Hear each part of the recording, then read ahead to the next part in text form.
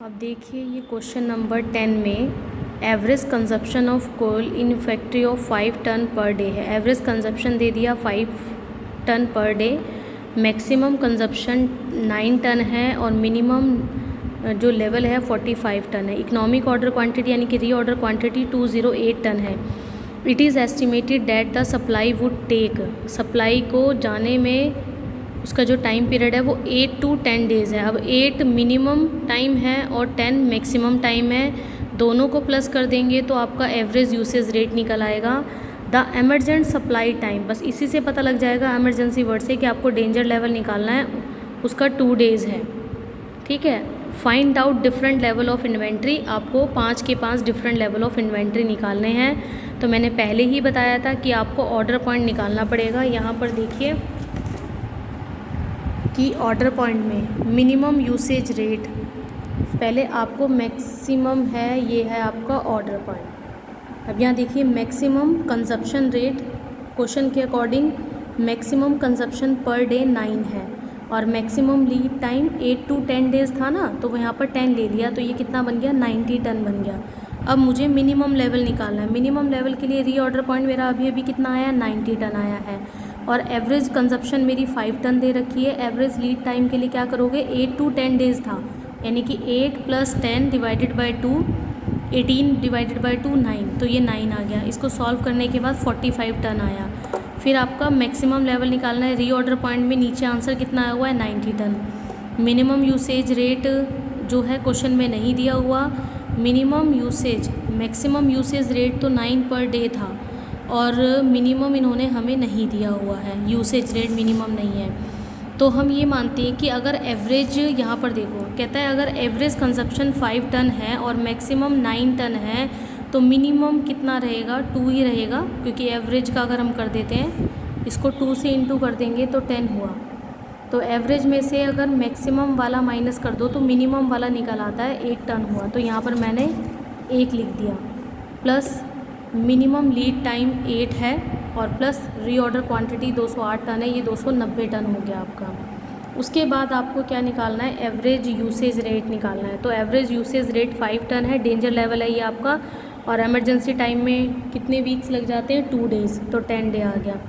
और average stock level, minimum level 45 plus half of री order quantity, तो 208 का हाफ कर दिया, 149 टन। ये इस तरह से सभी पॉइंट निकल आएंगे और ये एग्ज़ाम पॉइंट ऑफ व्यू से बहुत बहुत ज़्यादा इंपॉर्टेंट है। नेक्स्ट क्वेश्चन देखिए, देखो नेक्स्ट क्वेश्चन में यहाँ समझा देती हूँ। Find fix the maximum and minimum limit ordering and danger level from the following information.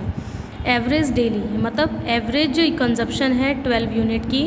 Usual time to obtain supply, की सप्लाई करने का जो नॉर्मल टाइम है वो 2 वीक्स लग जाते हैं, यानी कि 12 वर्किंग डेज़ की बात कर रहे हैं। Maximum requirement in a month of 4 week, की ज़्यादा से ज़्यादा 4 हफ्ते में वो 400 यूनिट भेज सकते हैं, तो एक में कितनी भेजेंगे ये कैलकुलेट करो। अगर 4 वीक में सप्लाई 400 रुपये है तो एक में कितनी हुई, 400 × 4 यानी कि 100 की हुई। अगर 100 हो गई तो कम से कम 2 वीक्स में माल सप्लाई हो जाएगा, तो कितना आ गया ये, 200 यूनिट्स का आ गया। फिर वो कह रहा है जो मिनिमम है वो जो सप्लाई है वो 200 से नीचे नहीं होनी चाहिए, तो ठीक है ये आपका बफर स्टॉक है, 200 से नीचे तो है ही नहीं, 200 तो आ ही रहा है आपका। इकोनॉमिक ऑर्डर क्वांटिटी यानी कि री ऑर्डर क्वांटिटी आपका 20 डज़न है और 1 डज़न में 12 होती है, तो कितना आ गया, 240 डज़न आ गया। तो 2 वीक्स में कितना होगा, वो डेंजर लेवल निकल आएगा।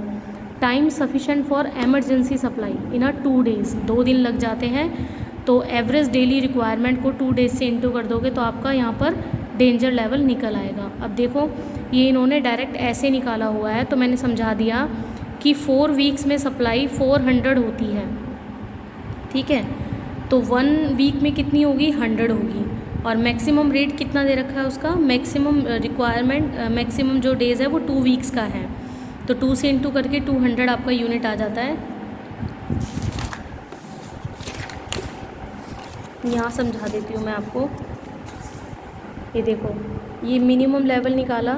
मिनिमम लेवल में आपका री ऑर्डर पॉइंट अभी अभी 200 आया है, ठीक है, माइनस आपका मिनिमम कम से कम कितना कंजप्शंस है, minimum average daily requirement 12 weeks की है और 12 ही वर्किंग डेज़ है 2 में, तो कितना आ गया ये 56 आ गया सॉल्व करने के बाद। मैक्सिमम लेवल के लिए री ऑर्डर पॉइंट माइनस का मिनिमम, और मिनिमम कैसे निकला फिर से वैसे ही कि अगर 4 में 400 है तो एक वीक में कितना हुआ, 100 हो गया। तो इसी तरह से यहाँ पर निकाल दिया हमने 200 के लिए कि 2 वीक में अगर सप्लाई 200 रुपये की है तो एक वीक में कितनी होगी, 100 रुपये की होगी। तो यहाँ पर 100 रुपीज़ आ गया। 20 डज़न की बात कर रहा है तो आपने यहाँ पर आ गया 100 माइनस का 20 इंटू 12, 100 माइनस का 240, तो नहीं माइनस नहीं हुआ, ये तो प्लस हो गया ना यहाँ पर, तो ये 340 यूनिट्स आ गया। और डेंजर लेवल के लिए आपने निकाल ही लिए यहाँ पर कि एवरेज यूसेज आपका 12 है और इमरजेंसी सिचुएशन 2 टाइम्स यानी कि 24 यूनिट। अब कई बार क्वेश्चन आपके पास ऐसा भी आ सकता है जिसमें आपको मटेरियल ए और बी का करना पड़ेगा। देखो यहाँ पर आपके पास है नॉर्मल यूसेज है 10 यूनिट्स की और मिनिमम यूसेज है 5 यूनिट और मिनिमम यूसेज 5